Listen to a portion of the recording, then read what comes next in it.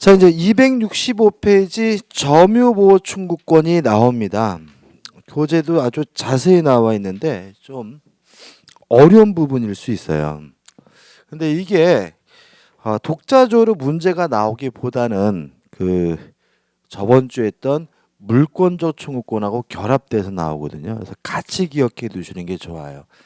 저번 주 우리가 물권적 청구권 하면서 여러 가지 많이 했지만 반드시 기억해야 될 내용은 많지 않아요. 첫째, 주체, 물권자이어야 한다.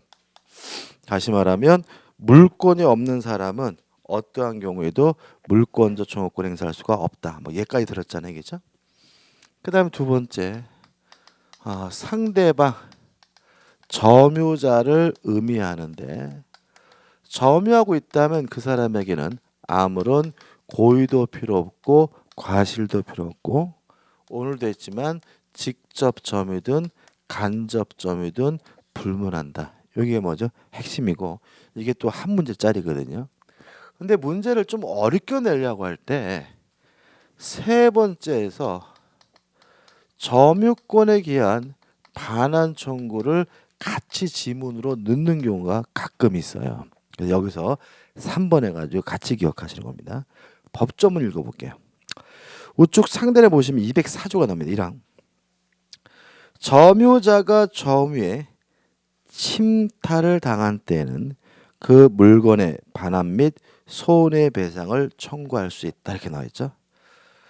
다시 말하면 점유권을 이유로 반환을 청구하려면 반드시 침탈이 존재해야 돼요. 침탈이라는 말은 강제로 뺏어간다는 말이거든요. 교재도 잘 설명되어 있는데 그냥 우리는 절취, 훔쳐가거나 강치, 뺏어가는 게 침탈이다. 이렇게 기억하시면 돼요. 침탈이 있어야지만 점유권을 이유로 뭐 할 수 있어요? 반환을 청구할 수가 있어요. 예를 기억하셔야 되는데 한 가지 예입니다. 갑이 을과 만나가지고 매매 계약을 하고요. 갑이 을에게 스스로 인도를 해줬어요. 그럼 나중에 사기당했다는 것을 알게 돼서 사기를 이유로 요 매매 계약을 취소를 했어요. 그러면 요 매매 계약이 소급적으로 무효가 되니까 누구 거죠? 갑 거죠. 취소한 후에는. 그래서 갑은 소유권을 이유로 을에게 돌려달라고 반환을 청구하는 것이 가능하겠죠. 혹시 점유권을 이유로도 을에게 반환 청구할 수 있을까요? 없을까요? 갑이 점유권을 이유로 반환 청구할 수 있어요? 없어요? 없다. 왜냐하면 침탈이 없기 때문에. 사기당했든 어쨌든 간에 스스로 인도한 것은 뭐가 아니에요? 침탈이 아니에요. 따라서 갑은 을에게 점유권을 이유로는 뭐 할 수 없는 거예요? 반환을 청구할 수가 없는 거예요. 여기서 주의할 점이 나와요. 요 사례는 어차피 갑이 뭐 할 수는 있어요? 돌려받을 수는 있는 거예요. 그죠? 근데 문제에서 점유권을 이유로 반환 청구할 수 있냐 물어보면 소유권은 뭐 하지도 마셔야 돼요? 생각도 마셔야 되는 거예요. 그러니까 우리는 항상 어떻게 되냐면 결론만 놓고 앞에 전제는 떼놓고 그냥 돌려받을 수 있느냐 없느냐 가지고만 따져서 문제를 푸시기 때문에 뭐 하시게 되는 거예요? 틀리게 되는 거예요. 다시 말씀드릴게요. 점유권을 이유로 반환 청구하려면 반드시 뭐가 필요합니까? 침탈이 있어야 됩니다. 사기당했든 어쨌든 간에 스스로 인도한 것은 뭐가 아니죠? 침탈이 아닙니다. 따라서 점유권을 이유로는 뭐 할 수 없어요? 반환 청구할 수는 없습니다. 이게 시험문제 나왔던 사례입니다. 그래서 계속 보시면 2항을 볼게요. 2항. 전항의 청구권은 침탈자의 특별 승계일에 대하여는 행사하지 못한다. 그러나 승계인이 악인 때에는 그러하지 아니하다라고 나와 있죠. 그러면 이게 말이 좀 이상한데 합치면 거죠. 선의의 특별 승계인에게는 뭐 할 수 없죠? 행사할 수가 없다. 이렇게 되는 거죠. 누구한테요? 선의의 특별 승계의 기능. 이것도 예를 들어 볼까요? 저번 주에 했던 거. 갑이 카메라를 가지고 있는데요. 을이 훔쳐갔어요. 절취했어요. 그럼 뭐는 있는 거죠? 침탈은 있는 거죠. 근데 을이 훔친 카메라를 병한테 팔아먹고 병한테 인도를 해줬는데 병이 선이고 무과실이에요. 이랬을 때 갑이 점유권을 이유로 침탈당했다는 이유로 병에게 반환 청구할 수 있습니까? 없습니까? 갑이 병에게 점유권을 이유로 반환 청구할 수 있어요? 없어요?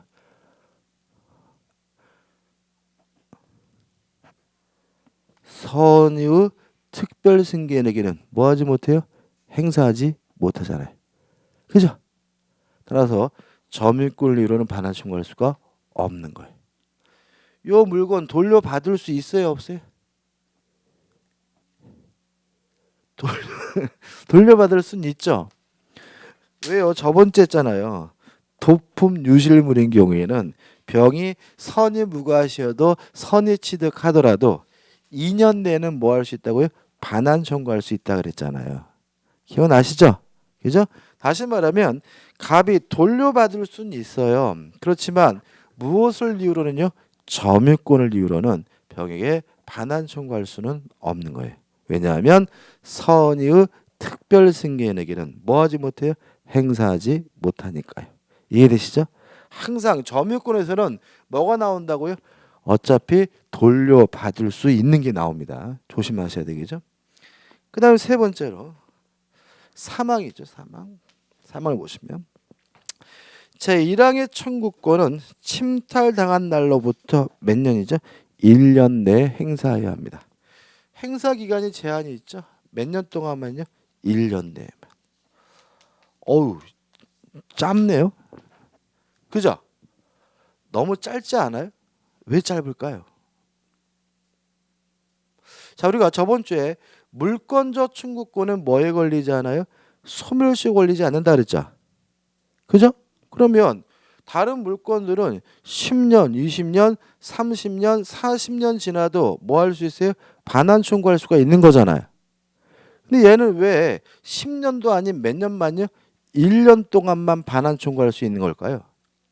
이런 것도 생각해 보셔야 되는데. 이유는 원래는 인정할 수 없는 건데 인정하고 있기 때문인 거예요. 이건요, 논리 모순입니다. 생각해 보세요. 점유권이 뭐예요? 사실상 지배하고 있으면 인정되는 권리가 뭐죠? 점유권이잖아요. 그러면 누가 이미 그 물건을 가져갔다면 이미 나는 사실상 지배를 안 하고 있으니까 뭐가 없어요? 점유권이 없죠. 그죠? 그 동의 안 하세요? 다시 한번. 점유권이 뭐라고요? 사실상 지배하고 있으면 인정되는 권리가 뭐예요? 점유권이잖아요. 그러면 누가 훔쳐갔으면 저는 뭘 안 하고 있어요? 사실상 지배를 안 하고 있으니까 훔쳐가는 순간 저에게는 이미 뭐가 없어지는 거예요? 점유권이 없어지는 거죠. 그럼 다시 말하면 점유권을 이유로 반환 청구하는 것은 논리적으로는 뭐 할 수 없는 거예요? 인정될 수가 없는 거죠. 이미 가져갔는데 이미 사실상 지배를 뭐예요? 상실했는데요. 그래서 이거는 원래는 인정하면 안 되는 것을 인정하는 거기 때문에 길게는 못 해준다는 거예요. 단 몇 년 동안만요? 1년 동안만 인정한다는 거예요. 이해되시죠? 그죠? 그 다음에 요 1년은 소멸시효가 아니라 뭐냐면 제척기간으로 이해가 돼요. 왜 이걸 제척기간으로 이해할까요? 물권적 청구권은 뭐에 걸리지 않아요? 소멸시효 걸리지 않잖아요. 그러니까 이게 뭐일 수는 없는 거예요? 소멸시효일 수는 없는 거죠. 그래서 뭐예요? 제척기간으로 이해하고요. 또 우리 판례는 이걸 또 뭘로 이해하냐면 출소기간으로 이해해요. 다시 말하면 소송을 제기할 수 있는 기간으로 이해합니다. 근데 조심할 것은 얘만 출소기간이에요. 앞으로 나오는 모든 기간들은 뭐가 아니에요? 출소기간이 아니에요. 그래서 예를 들어가지고 어떤 기간을 말하면서 그 기간 내에 소송을 제기해야 된다 그러면 무조건 다 뭐예요? X에. 얘만 뭐라고요? 소송을 제기할 수 있는 뭐예요? 출소 기간이라는 거 주의하시기 바랍니다. 요 정도만 기억하시면 되는 거예요. 이 부분도. 교재 판례 의미 없고요. 넘겨보시면 방해 제거와 방해 예방이 나오는데 그것까지 뭐 하지 마세요. 신경 쓰지 마세요. 반환 청구권 해가지고 요 세 가지만 확실하게 뭐 하시면 돼요. 숙지하시면 되고요. 따라서 우측에 박스까지 신경 쓸 필요 없는 거죠. 이 박스 정리하면 또 헷갈려요. 그래서 한 장을 넘겨보시면 뭐가 나와요? 기출 파헤치게 나오죠. 풀어보자고요. 갑이 점유하고 있는 X 물건을 을이 침탈한 경우에 대한 설명으로 틀린 것은 1번. 갑이 을에 대한 점유물 반환 청구권은 침탈당한 날로부터 1년 내에 행사해야 하는데 이는 뭐죠? 출소 기간이다. 맞죠? 2번. 을이 선의 병에게 X 물건을 매도 인도한 경우 갑은 병에 대하여 손해배상을 청구할 수 없다. 맞아요. 왜냐하면 이거거든요. 선유 누구한테 행사하지 못해요? 특별승계에게 행사하지 못하는 거니까요. 3번. 을이 선의병에게 X 물건을 매도 인도한 경우 갑은 병에 대하여 점유물 반환 청구권을 행사할 수 있다. X죠. 왜요? 누구한테 행사하지 못해요? 선유 특별승계에게는 뭐 하지 못해요? 행사하지 못하죠. 그 답은 뭐예요? 3번이죠. 4번. 갑이 정소유 X 물건을 임차에 점유하고 있는 경우 정도 을에 대하여 점유물 반환 청구권을 행사할 수 있다. 이건 아까 했죠. 자, 정은 누구예요? 간접점이자. 갑은 누구예요? 직접점이자. 누구의 점유권이 더 세다고요? 직접점이자인 갑의 점유권이. 따라서 간접점인 정은 죄송합니다. 잘못했구나. 그죠? 다시 할게요. 흥분해서 제가. 지금 이게 갑이 정에게 죄송합니다. 정이 갑에게 뭐란 거예요? 임대란 거죠. 그죠? 지금 누가 침탈했어요? 을이. 그러면 직접점유자인 갑도 점유권을 이유로 뭐 할 수 있어요? 반환 청구할 수 있고 간접점유자인 정도 을에게 뭐 할 수 있어요? 반환 청구할 수가 있는 거니까 정도 을에 대하여 점유물 반환 청구권을 행사할 수 있다는 지문은 뭐죠? 맞는 지문입니다. 물론 어떤 형태의 반환 청구해야 돼요? 갑에게 돌려주라는 형태의 반환 청구해야 되겠죠. 5번. 만일 갑이 을의 사기로 인하여 점유를 을에게 인도한 경우 을에 대하여 점유물 반환 반환을 청구할 수 없다. 맞죠? 왜요? 사기를 당했든 어쨌든 간에 스스로 인도한 것은 뭐가 아니에요? 침탈이 아니므로 점유권을 이유로는 뭐 할 수 없어요? 반환 청구할 수가 없는 거죠. 이해되시죠? 좀 까다로운 부분일 수 있어요. 그죠? 그 다음에 이제 4번 점유의 소와 본권의 소가 나와요. 자, 한번 생각해 보죠. 만약 여러분들이 갑이에요. 이 경우에 점유권을 이유로 반환 청구하는 소송을 제기하면 재판에서 패소하겠죠. 그죠? 판사가 뭐라 그러겠어요? 침탈이 없으므로 점유권을 이유로 반환 청구할 수가 없다 그러겠죠. 그죠? 이럴 때 갑이 판사에게 어차피 내 거인 건 맞으니까 이참에 소유권을 이유로 돌려주라고 판결해 주십시오라고 판사에게 갑이 요구할 수 있을까요? 없을까요? 있어요? 없어요? 있을 것 같아요?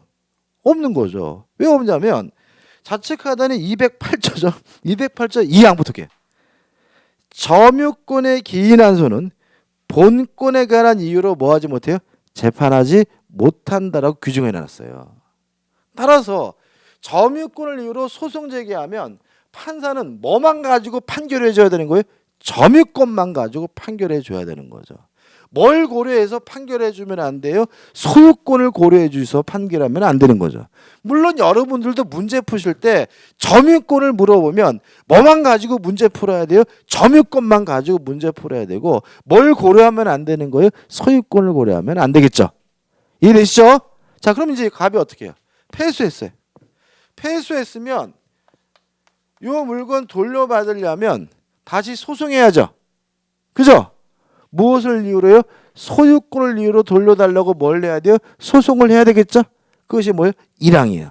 1항 보시면 점유권에 기인한 소와 본권에 기인한 소는 서로 영향을 미치지 아니한다라고 규정해놨어요. 따라서 갑은 점유권을 이유로 패소했더라도 무엇을 이유로는 승소할 수 있는 거예요? 소유권을 이유로는 뭐 할 수 있어요? 승소할 수 있고, 소유권을 이유로 소송을 제기하면 이 물건을 뭐 할 수 있는 거죠? 돌려받을 수 있다라는 의미가 되는 거죠.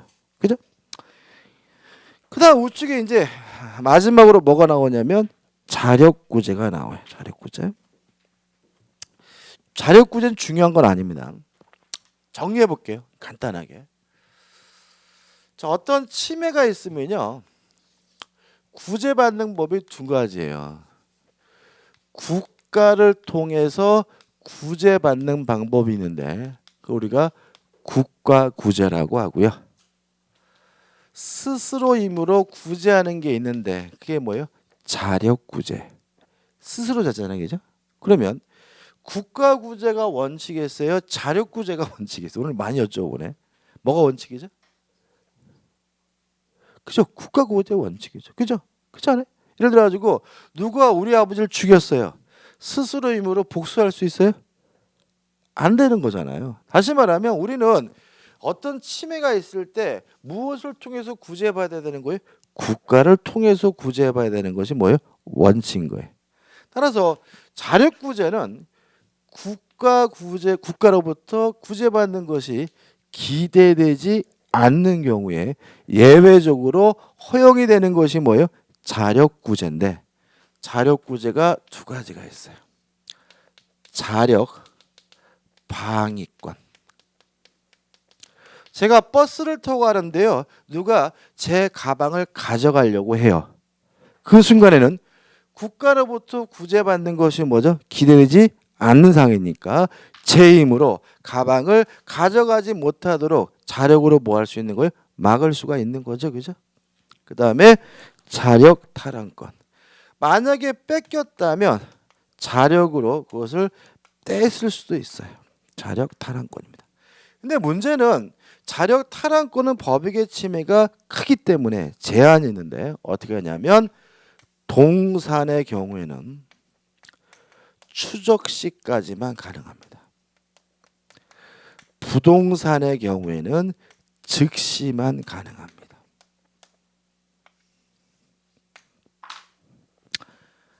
자, 이런 얘기죠.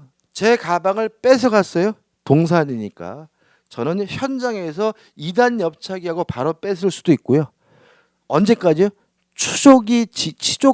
추적을 하고 있는 동안에는 잡아서 2단 엽차기하고 뭐 할 수 있어요? 뺏을 수가 있는 거예요. 부동산의 경우에는 즉시만 가능해요. 이게 무슨 말이냐면 이런 얘기예요. 제가 수업 끝나고 저희 집에 들어갔더니 문 열고 들어왔더니 제 아파트인데 이상한 놈이 있어요. 딱 보니까 인상이 더러운 게 싸움 되게 잘하게 생겼어요. 그래서 제가 제 집인데도 아이고 죄송합니다 하고 나왔어. 나와가지고 밖에서 어떻게 담배 한 대 피면서 아니 이게 내 집인데 왜 내가 죄송하지? 이때 쇠파이프 들고 쳐들어가는 건 허용되지 않아요. 왜냐하면 부동산은 즉시만 자력으로 탈환할 수 있어요. 따라서 한 번이라도 퇴각을 했다면 더 이상 자력으로 탈환할 수 없고요. 경찰서에 전화해가지고 저희 집에 이상한 사람이 있습니다. 도와주십시오. 뭘 받아야 되는 거예요? 국가 구제를 받아야 되는 거예요. 이해되시죠? 자, 부동산은 언제까지만요?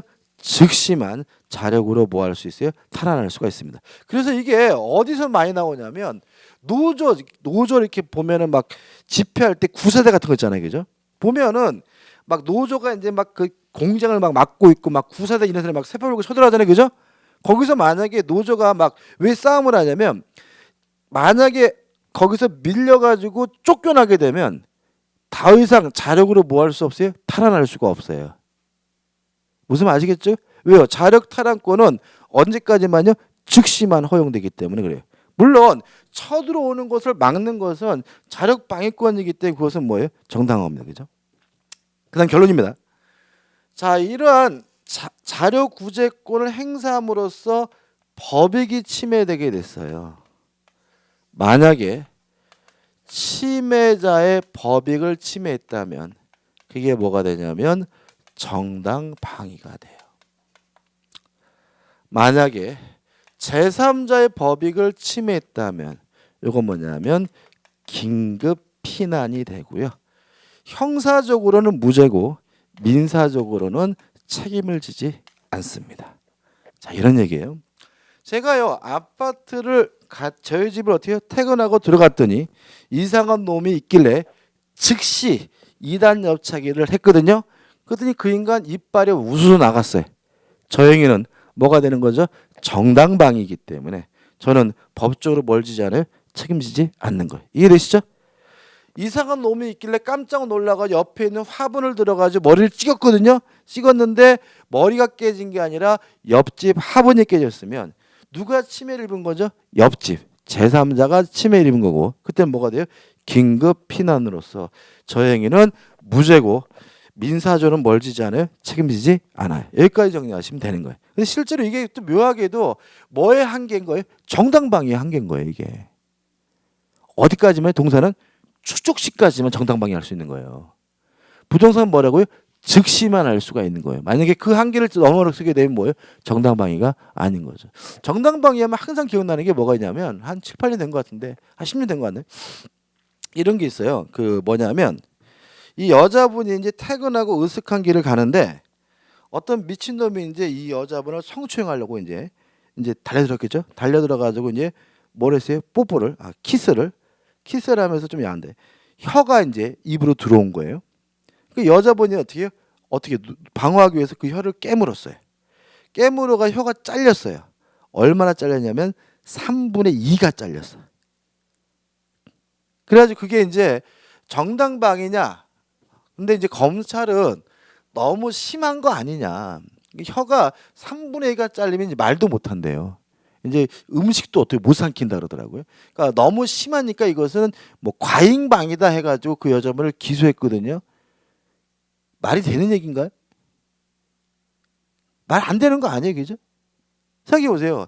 3분의 2 자른 게 심한 거면 아저씨 좀 빼세요 이렇게 얘기해야 되는 거예요. 지금 상황이 지금 뭐냐? 이 자식이 이 미친놈이 나를 뭐 하려고요? 막 강간하려고 막 달려들고 있잖아요, 그죠? 막 혀가 막 들어와 있는 상황인데. 딱 보니까 너무 많이 들어와 있어. 검사 논리라면 너무 많이 들어있으니까 아저씨 제가 지금 깨물어야 되니까 좀 밖으로 좀 빼주실래요? 해가지고 좀 덜 깨물어야 이게 괜찮다는 얘기잖아요. 미친놈이지 검사가. 그러니까 뭐예요? 법원에서 뭐가 났어요? 무죄 판결을 받았죠. 왜요? 어쩔 수가 없는 거지, 그죠? 지가 디민놈이 미친놈이지. 그거를 뭐 너무 길게 많이 잘랐으니까 뭐 정당히. 아무튼 여기까지만 기억하시면 됩니다. 끝이에요, 그죠? 교재 한번 쭉 읽어보시면 돼요, 그죠? 자, 그럼 이제 뭐 끝난 거죠? 점유권이 끝난 거예요. 한 장 넘겨보면 준점유가 나오죠, 그죠? 준점유는 뭐냐면 간단한 개념인데 우리가 지금 뭐라고 했냐면 물건을 사실상 지배하고 있는 게 점유권이잖아요. 그럼 물건이 아닌 재산권을 사실상 행사하고 있는 거는 뭐냐? 이게 뭐예요? 준점유예요. 다시 한번요. 물건이 아닌 기타 재산권을 사실상 행사하는 걸 뭐라 그래요? 준점유라고 한다. 끝이고 내용은 점유권에 관한 내용이 뭐죠? 그대로 준용이 됩니다. 끝이에요. 자, 이제 어디로 갈 거냐면 소유권으로 갈 겁니다. 소유권. 교재 281페이지로 오시면 되겠죠. 281페이지입니다. 민법이 재밌지 않아요? 저는 세상에서 제일 재밌는 게 민법인데 이게 재밌어 하셔야 되겠죠. 재밌어 하시고 와 새로운 걸 많이 알아간다 이렇게 자꾸 뭐 흥미를 느끼셔야지. 이런 그지같이 뭐 이 말도 안 되는 얘기를 내가 왜 배우고 있지 이렇게 막 자꾸 부정적으로 바라보시게 되면 이거 해결 안 됩니다, 그죠? 어차피 우리가 내가 말씀드린 민법은 우리가 무슨 학문지 연구에서 만들어진 규정들이 아니라 문명이라는 것이 생긴 이래 우리가 먼저 계속해서 갈등하면서 만들어진 내용인 거예요. 자, 281페이지 오시면 소유권이 나오죠. 자, 소유권이 뭐냐? 소유권이란 물건을 사용하고 수익하고 처분할 수 있는 권리가 뭐죠? 소유권이다. 2번 소유권의 성질해가지고 1번 간념성이란 말이 나오죠. 자, 이거는 점유권과의 차이점이에요. 점유권은 어떻게 해요? 사실상 지배해야 되는 거죠. 현실적 권리인 거죠. 근데 소유권은요 관념적 권리예요. 쉽게 말하면 장부상 권리예요. 장부상. 예를 들어 제가 제주도에 있는 땅을 샀어요. 그 땅에 대한 점유권을 취득하려면 가야죠. 제주도로. 그죠? 점유권 취득하려면 소유권은 어떻게 하면 돼요? 등기만 하면 돼요. 다시 말하면 저는 그 땅을 한 번도 가본 적도 없고 그 땅이 어디에 있는지 몰라도 뭐만 하면요? 등기만 하면 취득할 수 있는 권리가 뭐죠? 소유권이니까 점유권처럼 현실적인 권리가 아니라 장부상 권리다. 그게 뭐예요? 관념성인 거고요. 2번 전면성은 제한 물권과의 차이점이죠. 기억나시나요? 소유권은 되려면 사용, 수익, 처분 세 가지를 다 할 수 있어야지만 뭐예요? 소유권이고 제한적으로 몇 가지만 할 수 있는 것이 뭐예요? 제한 물권인데 소유권은 제한 물권과 달리 다 할 수 있다. 그래서 뭐죠? 전면성이라고 합니다. 3번 혼일성이란 말이 나오는데 중요한 말은 아닌데 이런 겁니다. 소유권을 가지고 있는 이유는 뭔가 어떠한 만족을 얻기 위해서 물건을 소유하고 있는 것인데 요 세 가지 권능이 따로따로 작용을 해가지고 소유자에게 만족을 주는 것이 아니라 세 가지 권능이 혼연일체가 돼가지고 융합이 돼가지고 만족을 주는 거다. 그래서 뭐죠? 혼일성이란 말을 쓰는데 중요하진 않아요. 네 번째, 탄력성. 권능의 양이 줄었다 늘었다 한다는 거죠. 예를 들어서 소유자가 자신의 물건에다가 다른 사람에게 전세권을 설정해 주면 이제 이 집에 살아야 될 사람 누구예요? 전세권자니까 더 이상 사용할 수 없고 수익할 수 없는 거죠. 권능의 양이 뭐가 돼요? 줄게 되겠죠. 근데 만약에 이 전세권이 소멸된다면 이제 소유자는 다시 사용할 수 있고 수익할 수 있겠죠. 다시 말하면 사용, 수익, 처분 권능이 줄었다, 늘었다 하게 되는데 이걸 우리가 뭐죠? 탄력성이라고 하고요. 5번은 뭐죠? 항구성. 소유권은 뭐에 걸리지 않아요? 소멸시에 걸리지 않아요. 따라서 100년 지나든 1000년 지나든 소멸하지 않기 때문에 뭐가요? 항구성이라는 것을 쓰는 거죠. 그죠? 근데 여기서 중요한 게 빠져 있어요. 이 성질에서. 매매할 건데요. 소유권의 객체는 물건에 한다. 이게 중요해요. 소유권의 객체는 뭐에 한다고요? 물건. 따라서 사람은 소유권의 객체가 될 수가 없어요. 당연하죠. 자기야, 난 자기 거야. 그래도 뭐가요? 소유권이 성립되지는 않아요. 중요한 게 뭐냐면 권리도 소유권의 객체되지 않습니다. 우리가 보통 가끔 내가 채권을 소유하고 있어. 내가 임차권의 소유자 이런 말을 무심결에 쓰게 되는데 잘못된 표현인 거예요.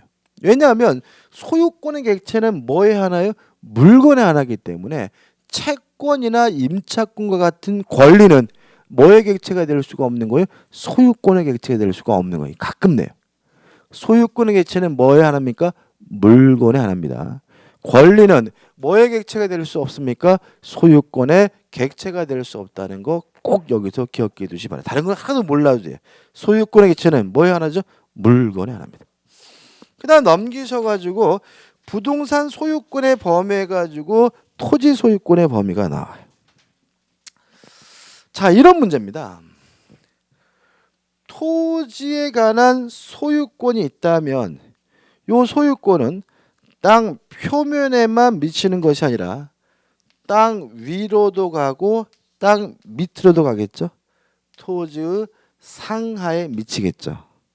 다만 무제한일 수는 없기 때문에 한계를 규정하고 있는데 우리 민법은 정당한 이익이라고 추상적인 개념을 두고 있습니다. 따라서 토지 소유권은 정당한 이익이 미치는 범위에서 토지의 상하에 미칩니다. 물론 어디까지가 정당한 이익이 미치는지는 개별적으로 판단해야 돼요. 때에 따라 다른 거예요.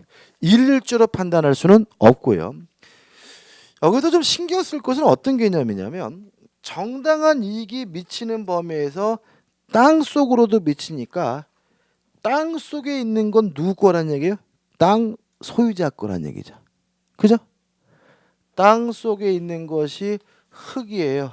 누구 거예요? 땅 주인 거. 땅 속에 있는 게 암석이에요. 돌이에요. 누구 거예요? 땅 주인 거. 땅 속에 있는 게 지하수예요. 누구 거예요? 땅 주인 거. 땅 속에 있는 게 온천수예요. 누구 거예요? 땅 주인 거.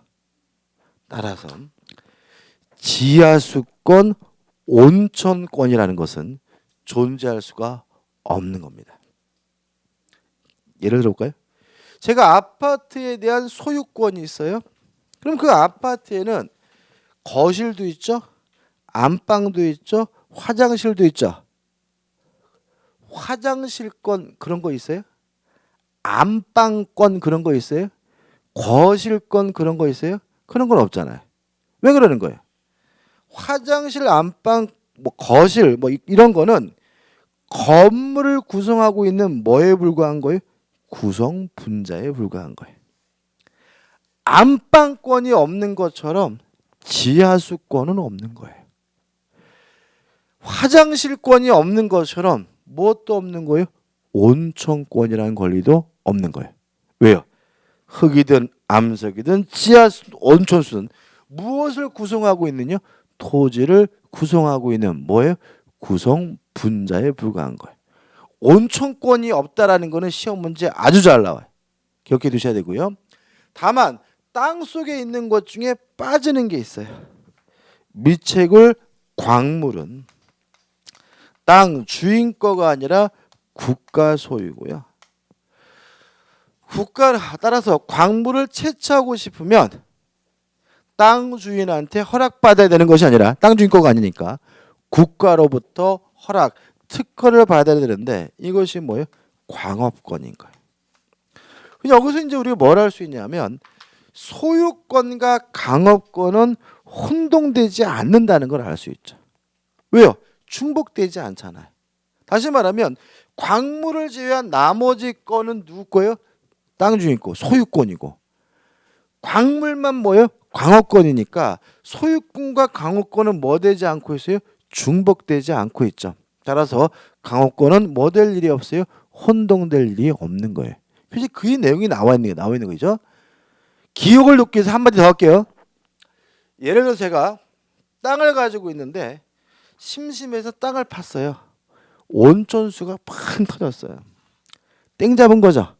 그죠? 잽싸게 어떻게 여기다가 사우나 짓고 뭐 게르 아니면 한윈이 뭐 이거 뭐 목욕하면 뭐 피부병이 낫느니 막 광고해가지고 돈 벌어야죠. 왜요? 온천수는 내 거니까요. 땅을 팠는데 금강이 나왔어요. 땡 잡은 거예요? 아니에요. 이때는 잽싸게 어떻게 해요? 대묻어야 돼. 파묻어 버려야 돼. 왜 그러냐면 금강은 내 게 아니라 누구 거예요? 국가 거죠. 그죠? 나 좋은 게 아니라 뭐예요? 국가가 좋은 거고요. 더더군다나 금강이 발견됐다는 이유로 여기다가 금강 재련소라도 들어서게 되면 주위 땅값 다 똥값 돼버리죠. 생각해보세요. 여기 강남 이 사거리에 뭐죠? 금강이 뭐 수조 원의 금강이 발견됐대요. 그래가지고 막 금강 재련소 만들어서 막 뭐 연기 나고 막 그러면 이 일대 아파트값 다 뭐예요? 똥값 되겠죠. 다시 말하면 금강이 발견되면 좋은 거 하나도 없고요. 그것 때문에 뭐예요? 땅값이 폭락할 가능성이 있기 때문에 어떻게 잽싸게 대묻고 어떻게 해요? 땅 팔고 도망가는 게 뭐예요? 장땡인 거예요. 그래서 우리나라 소유가 안 나오는 것 같아요. 그러니까 소유가 나와도 땅 주인은 좋을 게 하나도 없는 거예요. 그러니까 결국 어떻게 해요? 만약에 땅 주인 입장에서 누가 석유 탐사한다 그러면 어떻게 해요? 이런 그저 지들이면 돼 방해할 수밖에 없는 거죠. 왜요? 그 석유는 내 게 아니라 누구 거예요? 국가 거기 때문에 그런 거죠. 그죠? 저는 개인적으로 뭐 이런 거 있잖아요. 뭐 이게 시험은 상관없는데 우리나라는 제발 석유 좀 있었으면 좋겠다. 있으면 뭐 할 건데? 우리나라에 석유 나면 저한테 꽁꾸러 줄 거예요? 그잖아요. 그죠? 석유 나더라도 어차피 우리는 뭐예요? 돈 주고 써야 되는 건 똑같잖아요. 우리나라에 뭐 물이 많아서 우리가 생수 뭐 꽁꾸러 먹습니까? 생수 사 먹잖아. 다시 말하면 석유가 있으면 일반 서민들하고 아무 상관없는 거예요. 위정자들만 그것이 의미가 있는 거죠. 솔직히 석유 많이 나라는 나라치고 일반 백성들 국민들이 잘 사는 나라 있어요? 사우디아라비아 뭐 왕족이나 그 몇몇들만 잘 살지 일반 국민들은 뭐가 다닙니까? 낙타 타고 유목민 생활하고 있잖아요, 그죠? 다시 말하면 그래서 저는 개인적으로 석유가 없는 게 뭐 할 수도 있어요? 다행일 수도 있는 거겠죠. 이 와중에 석유까지 있으면 우리나라 아마 어지 그 삼류에 완전히 그 바닥을 헤매고 먼저 김정은과 똑같은 순위일 수도 있는 거죠. 아무튼 기억해 주시기 바랍니다. 그다음 이제 2번에서 뭐가 나오죠? 상린관계가 나옵니다. 자, 상린관계라는 말이 뭐냐면요.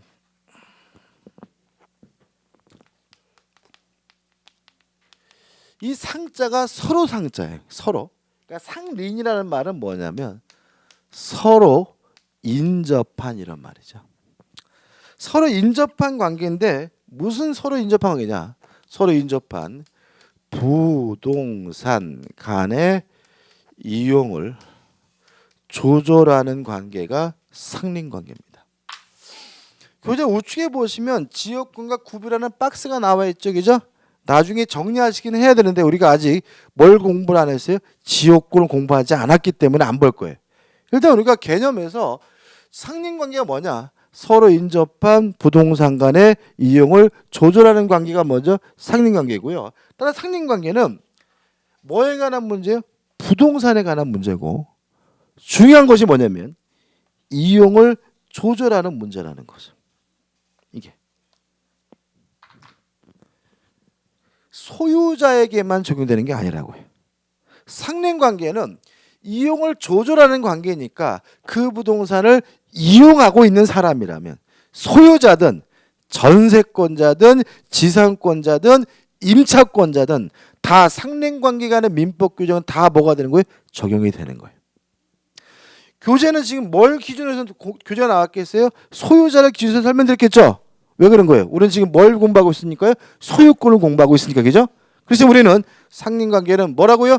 이용을 조절하는 관계니까 소유자뿐만 아니라 지상권자든 임차권자든 그 부동산을 이용하는 사람이라면 상린관계에 관한 민법 규정이 다 적용된다라고 기억하시면 되는 거예요. 그거 하나 주의하시고요. 그다음 이제 우측부터 내용이 나와요. 내용이 나는 주의하실 게 이제 뭐냐면 상린관계는요 대부분이 사문화되어 있습니다. 왜냐하면 사회생활이 발전하면서 민법의 어떤 규정이 떨어져 나가면서 특별법들이 만들어지거든요. 특별법이 만들어지게 되면 특별법 우선의 원칙에 따라서 민법의 기존 조항들은 죽어버려요. 쓰이지 않게 되는데 이런 현상이 두드러지게 이루어지고 있는 부분이 이 상린관계에 관한 민법 규정이에요. 양이 굉장히 많습니다. 근데 대부분이 다 죽어 있어요. 교재도 다 나온 건 아니에요. 그래서 앞으로 제가 상린관계에서 보지 마세요 하면 어떻게 해요? 보지 마세요. 죽어 있기 때문에 전혀 의미가 없는 거예요. 유의하시기 바라고. 처음에 뭐가 나오죠? 인지 사용 청구권이 나오는데 이것도 중요한 건 아니에요. 개념만 아시면 되는 거예요. 자, 이런 얘기입니다. 갑이라는 사람이 살고 있고요. 을이 살고 있는데 갑이 경계에다가 뭘 쌓으려고 하냐면 담을 쌓으려고 해요. 그러면 자기 땅에서만 담을 살 수가 없으니까 을의 땅도 들어가야 되겠죠. 네 땅 좀 들어가자라고 요구할 수 있는 경우가 뭐예요? 인지 사용 청구권 거예요. 인접한 토지 뭐예요? 사용 청구권인 거예요. 이해되시죠? 자, 조심할 것은 이것은 형성권이 아니에요. 따라서 갑이 을에게 일방적으로 요구하는 것이 아니라 을로부터 승낙을 얻어야지만 을의 땅을 쓸 수 있다는 것만 주의하시면 돼요. 자, 인지사용 청구권은 승낙을 받지 않고 일방적으로 하는 형성권이 아니라 상대방으로부터 뭘 얻어야 돼요? 승낙을 얻어야 한다는 것만 주의하시면 돼요. 그 다음 이제 우측 하단에 뭐가 나오죠? 생활방해 금지가 나오죠? 자, 이런 얘기입니다. 옆집에서 저의 생활을 방해하고 있어요. 주의할 점. 그러면 모든 생활을 방해하는 행위가 금지가 되느냐? 그건 아니에요. 이웃고지자는 그 생활방해 행위에 대해서 받아들일 의무, 수인할 의무가 참을 의무가 존재하는 거예요. 예를 들어서 옆집 사는 사람이 새벽 2시에 일어나가지고 막 부부싸움을 시작했어요. 그래서 제가 자다가 깼어요. 저의 생활이 뭐가 되는 거죠? 방해당하는 거죠. 쳐들어가서 이 인간들하고 싸우지 마라고 할 수는 없는 거예요. 왜요? 그 부부싸움 때문에 저의 생활이 방해되고 있더라도 저는 기본적으로 뭘 해줘야 돼요? 참아줘야 됩니다. 인용을 해줘야 됩니다. 시끄러워도 뭐 해줘야 된다고요? 참아줘야 되는 거예요. 그럼 언제 금지가 되느냐? 참을 만한 정도를 초과하는 경우. 그때 비로소 뭐가 돼요? 금지가 되는 거죠. 다시 말하면 어쩌다 한 번 부부싸움 하는 거라면 뭘 해야 돼요? 참아줘야 되겠지만 이 인간들이 일주일에 한 5일을 해요. 그래서 거의 매일매일 잠을 못 자는 상태라면 참을 만한 정도를 초과된 것이니까 그런 행위를 하면 안 되는 거죠. 그럼 저는 어떻게 할 수 있어요? 그만 싸워라. 행위의 정지를 청구할 수가 있고요.